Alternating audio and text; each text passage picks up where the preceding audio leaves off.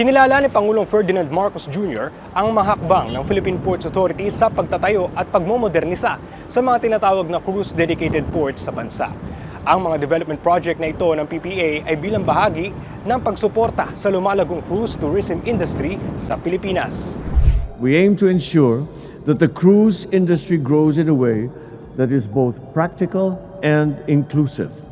Sa kanyang welcome remarks sa Seatrade Cruise Asia 2024 nitong Lunes, November 11, nadinaluhan ang mga panauhin mula sa iba't ibang ahensya ng gobyerno gaya ng PPA, Department of Tourism o DOT at mga international cruise line. Binanggit ng Pangulo ang mga hakbang ng gobyerno sa pagpapalago sa cruise tourism sa bansa gaya ng pagpapalawak at pagpapatayo ng mga pantalang mag-accommodate sa pagdaong ng cruise ships at pagmomodernisa sa mga port facility na nasa ilalim ng PPA. Bahagi rin ng mga hakbang na ito ang pag-develop ng mga cruise destination sa bansa sa pangunguna naman ng DOT.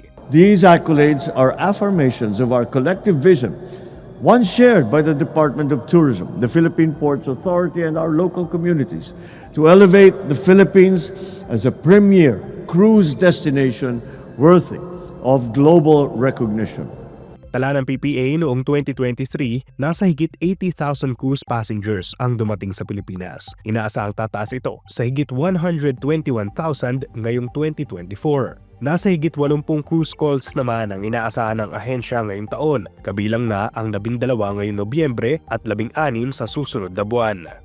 Sa isang hiwalay na interview, pinasalamatan naman ni DOT Secretary Cristina Frasco ang PPA dahil sa pakikipagtulungan nito sa ahensya para mas mapalago pa ang sektor ng cruise tourism sa bansa. Ang mga cruise passenger kasi nalula ng mga cruise ship ay dumidiretso sa mga tourist destination malapit sa mga pantalan na sila naman umanong nagpapalakas sa ekonomiya at turismo sa bansa. Dahil sa pagtaas ng demand sa sektor ng cruise tourism sa Pilipinas, sinabi ni PPA General Manager Jay Santiago na mahalaga ang pagpapaganda sa cruise-dedicated ports sa bansa para makaakit pa ng mas maraming cruise calls at mapalago ang mga lokal na komunidad malapit sa cruise destinations. Sa pangunguna ng PPA, ilang mga pantalan na sa bansa ang nagkaroon ng kapasidad na mag-accommodate sa cruise vessels, kabilang na ang Cumrimao sa Ilocos Norte, Salumage sa Ilocos Sur, Manila, Bohol at El Nido sa Palawan.